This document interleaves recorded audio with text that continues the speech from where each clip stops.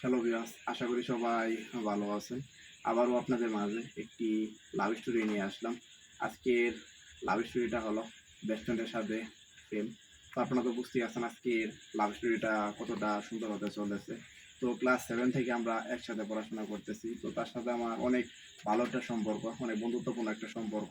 তো হঠাৎ করে কিছুদিন যাবৎ কেন জানি মনে হইতেছে যে তাকে আমি জীবন থেকে হারিয়ে ফেলতেছি আস্তে আস্তে। তো আমার কাছে এটি একটু অন্যরকম লাগতেছে, কারণ আমি চাইতেছিলাম না যে সে আমার জীবন থেকে এরকমভাবে হারিয়ে যাক, কারণ আমি চাইতেছিলাম না যে আমাদের মাঝে তৃতীয় পক্ষ কেউ আসুক। তো এগুলা নিয়ে অনেকক্ষণ চিন্তা করি, চিন্তা করার পর আমি একদিন সরাসরি তাকে বলেই ফেলি যে তোমার সাথে কিছুক্ষণ কথা বলবো। তো সে বলে যে কথা তো প্রতিদিনই বলি। তো আমি তাকে বলি যে না, এরকম না, একটু অন্যরকম কথা বলবো, একটু সরাসরি বলবো। তো ওই দিন সে বের হয়, বের হওয়ার সাথে আমার সাথে দেখা করে।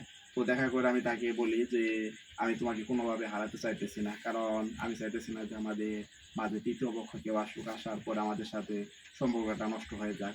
তো এটা শোনার পর সে আমাকে সেম উত্তরটাই দেয়, কারণ সে বলতেছে যে আমিও এটা চাইতেছিলাম না যে তবে আমাদের মাঝে তৃতীয় কেউ আসুক, কারণ তৃতীয় কেউ এসে আমাদের এত সুন্দর বন্ধুত্বটা এটা নষ্ট করে দেয়।